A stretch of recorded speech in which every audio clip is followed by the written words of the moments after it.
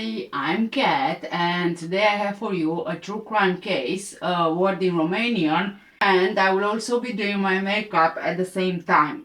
And this video is the last Halloween video, and I have to say, guys, I really had fun. I had a lot of fun doing all these Halloween makeups and fancy costume, whatever stuff for Halloween. I'm hoping that you enjoyed Halloween month videos. Okay, so the word in Romanian for today is mireasă.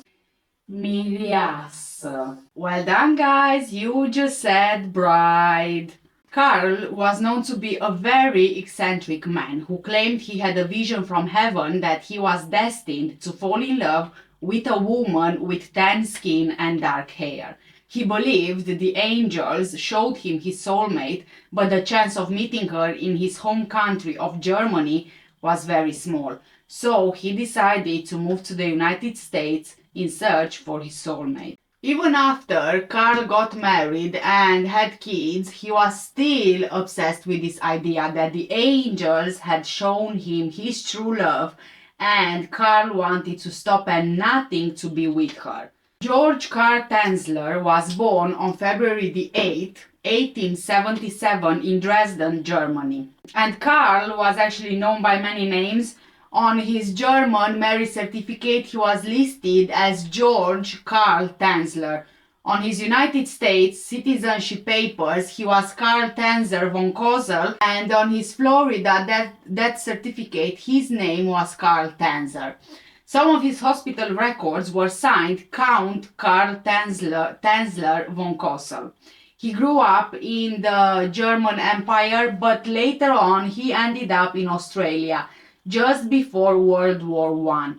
During his childhood in Germany and later while traveling in Genoa, Italy, Carl claimed that he was visited by visions of a dead ancestor, an aunt, Countess Anna Constantia von Kossel, who revealed the face of his true love to him, an exotic dark-haired woman.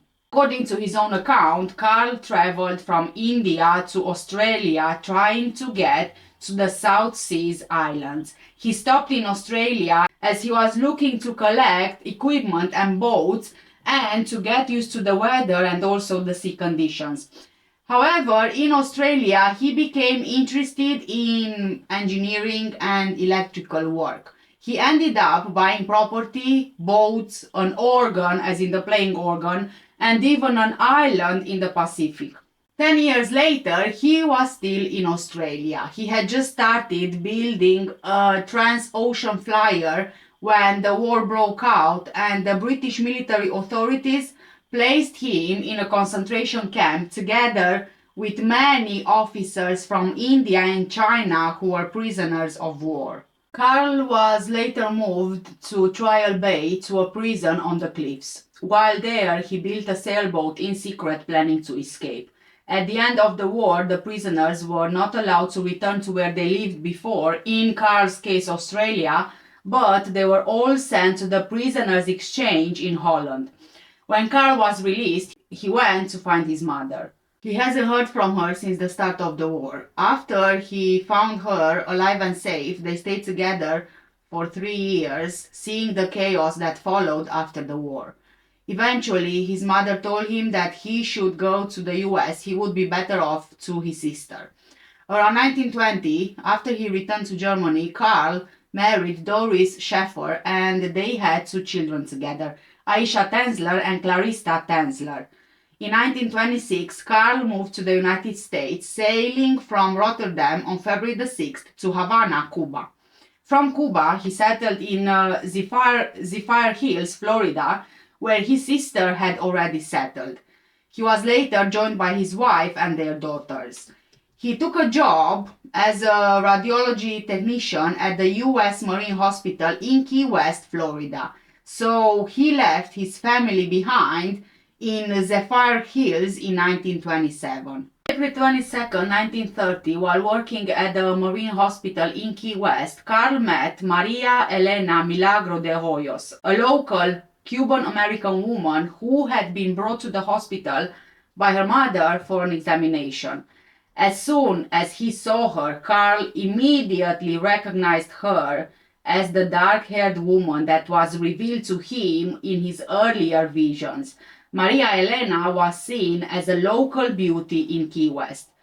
Born in 1909, she was the daughter of the local cigar maker Francisco Hoyos and Aurora Milagro. She had two sisters called Florinda Milagro, who married Mario Medina. Florinda sadly died from tuberculosis later on. Her husband was electrocuted trying to rescue a co-worker who hit a power line with his crane at a construction site. Maria's other sister was called Celia Milagro.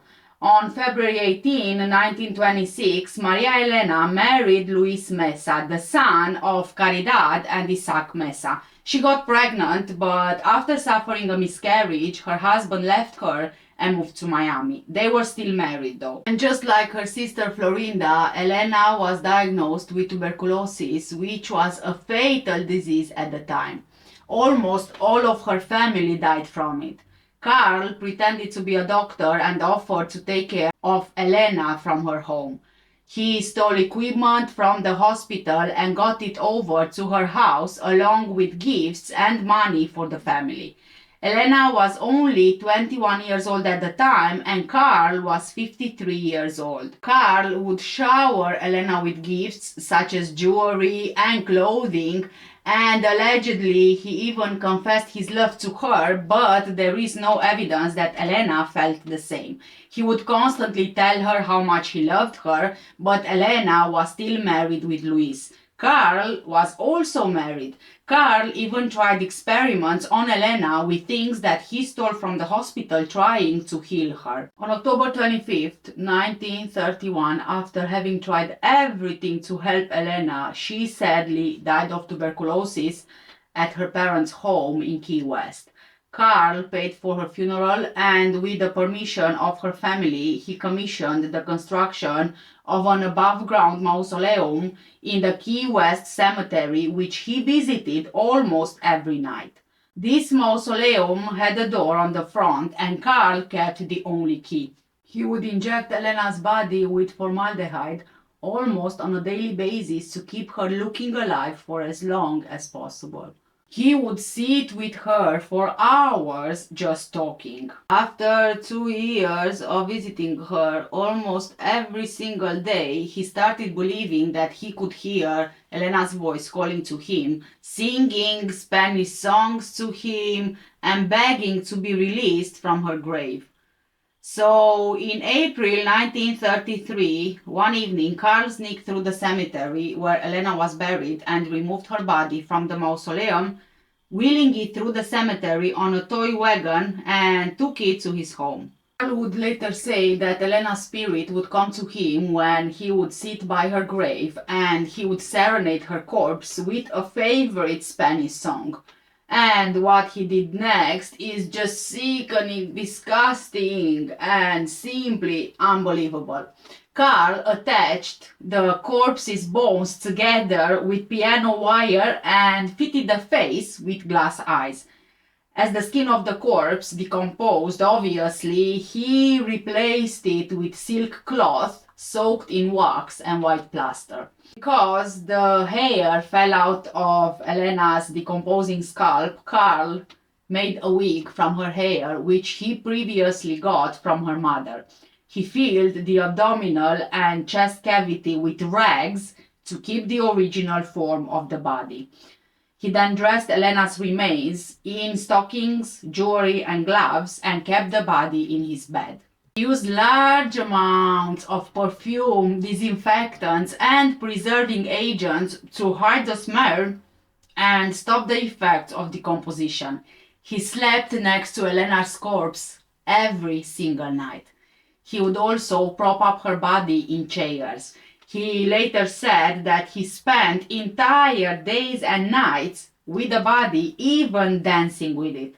The hospital where he worked at figured out that he was stealing supplies and expensive equipment from them, so he lost his job. He just got fired. Carl's wife actually started supporting him by sending money in the mail. He lived in a shack, which he also used as his workshop. With the money he would get from his wife, Carl would go out and buy women's clothing so he could dress up Elena just like a life-sized doll. Carl believed that if he took Elena's body into space, the radiation would bring her back to life, very similar to electricity running through Frankenstein's monster. So, what did Carl do? He built a spaceship which he planned to take into space, and he called it Elena's airship. But he never actually had the technology to bring it into space, so it just stayed there. His neighbors started to get really suspicious. He was living alone, but he was seen buying clothing for his wife. Some people also saw him through his window dancing with what looked like a life-sized doll. It had been 7 years since Carl committed this grave robbery and started living with Elena's body. In October 1940, Elena's sister Florinda heard rumors that Carl was sleeping with the body of her sister, and so she confronted him at his home. I'm going to try and see if I can actually get my face white. This is white face paint. I'm hoping it's going to work. To her surprise, Elena's sister discovered Elena's body in the house. Florinda notified the authorities and Carl was arrested and detained. He was psychiatrically examined and found mentally competent to stand trial on the charge of wantonly and maliciously destroying a grave and removing a body without authorization. After a preliminary hearing on October the 9th, 1940 at the Monroe County Courthouse in Key West, Carl was held to answer on the charge, but the case was eventually dropped and he was released because the statute of limitations for the crime expired. Shortly after the discovery of Elena's body by authorities, she was examined by physicians and pathologists and placed on public display at the Dean Lopez Funeral Home, where it was viewed by more than 6,800 people. Elena's body was eventually returned to the Key West Cemetery, where the remains were buried in an unmarked grave in a secret location to prevent further tampering.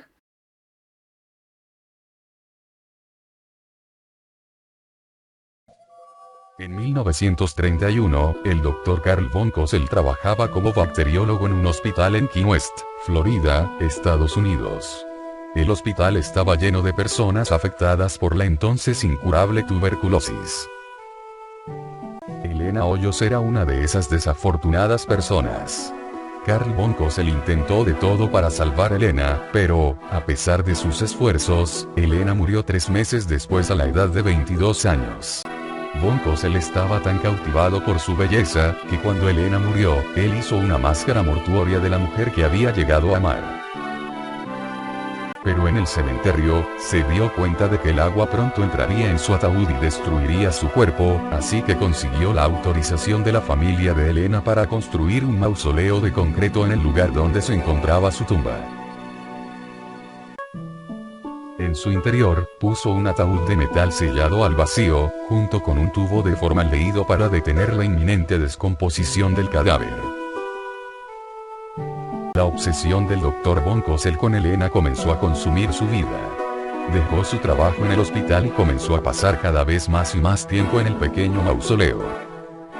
Él escribió en su diario: "Estoy tan feliz de estar de nuevo junto a ti, querida. Pronto llegará la hora en que te traeré a casa junto a mí". Pero las visitas nocturnas del Dr. von Cosel empezaron a atraer a los curiosos. La gente se preguntaba por qué iba von Cosel cada noche al mausoleo. Hasta que un día sus visitas terminaron y la gente comenzó a preguntarse por qué. Varios años pasaron antes de que Carl fuera visto de nuevo. Para evitar a los curiosos, transportó el cadáver de Elena a una pequeña casa cerca del mar. Sus vecinos afirmaban que podían escucharlo tocando el piano hasta altas horas de la madrugada. Muchas veces lo veían ir y venir cargando bolsas llenas de perfumes y preservantes.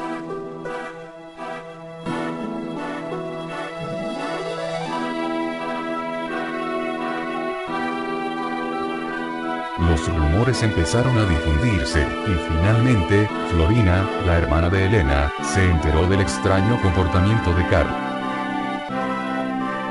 Llegó a la casa, exigió que von Kossel la llevara al mausoleo para ver el cadáver de Elena. Eso no será necesario, le respondió von Kossel, y procedió a llevarla al cuarto escaleras arriba.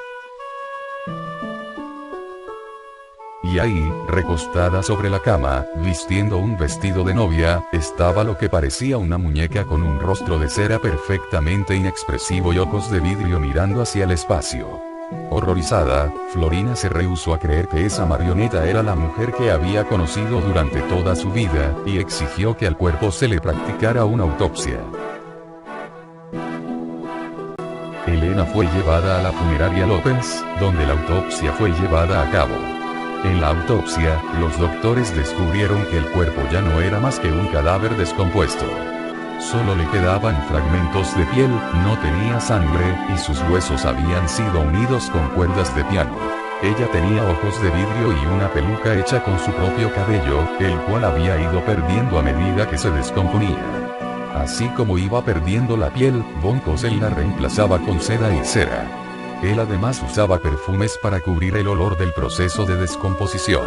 There was a lot of interest from the media at the time and created a sensation among the public locally and nationwide. The public was generally sympathetic to Karl, and many of them viewed him as an eccentric romantic. According to research by authors Harrison, Swicegood and others, there was evidence revealed of Karl's necrophilia with Elena's corpse. Two physicians, Dr. Deepu and Dr. Foraker, who attended the 1940 autopsy on her remains, recalled in 1972 that a vaginal tube had been inserted in the vaginal area of the corpse, which allowed for, you guessed it, intercourse. But others say that since no evidence of necrophilia was presented at the 1940 preliminary hearing, and because the physician's proof came to light in 1972, more than 30 years after the case was dismissed, the necrophilia allegation is questionable. In 1944, Karl moved to Pasco County, Florida, close to Zephyr Hills, where he wrote an autobiography which appeared in the pulp publication Fantastic Adventures in 1947. He lived near his wife Doris, who it seems helped to support him in his later years. Karl received United States citizenship in 1950 in Tampa. Because Karl was obsessed with Elena being separated from her corpse, he used a death mask to create a life-size doll of Elena. He lived with this doll until he died at 75 years old on July the 3rd, 1952. His body was discovered on the floor of his home 3 weeks after his death. It seems that Karl was found in the arms of Elena's doll, but his obituary reported that he died on the floor behind one of his organs, as in, the playing organs. The obituary also said, quote, a metal cylinder on a shelf above a table, in it wrapped a silken cloth, and the robe was a waxen image, end of quote. Von Kossel fue examinado por un psiquiatra, y fue declarado cuerdo. El jurado declaró que este era el caso más bizarro de necrofilia que habían visto. En juicio, el cuerpo de Elena fue restaurado y puesto en exhibición. Miles de personas llegaron a conocer a la mujer que fue parte de una de las más infames relaciones amorosas. En 1952, la policía fue llamada a una casa abandonada. Allí encontraron el cuerpo de un hombre de 83 años de edad. Junto a él yacía una muñeca de tamaño natural con la máscara mortuoria de Elena. El hombre era Karl von Kossel, quien, incluso en la muerte, se había rehusado a ser separado de su amada. El último escrito que fue encontrado decía: la envidia humana me ha robado el cuerpo de mi Elena, sin embargo, una felicidad divina fluye a través de mí, porque ella ha sobrevivido a la muerte. Por siempre y para siempre ella estará conmigo.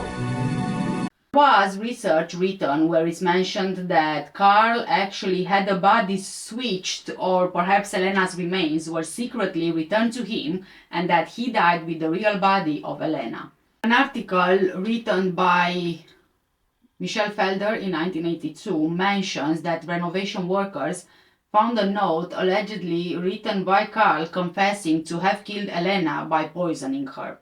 It said, "She died because I gave this to her mercifully. I mixed the roots of wolfsbane with aconite diluted. It was palatable, and my loved one departed this miserable world on October 25th, 1931. Suffer no more, sweet Elena. I have sent you to the angels with my golden elixir." And with this, guys, we got to the end of our Halloween month, of our Halloween season. And like I said, this is the last video for the Halloween month.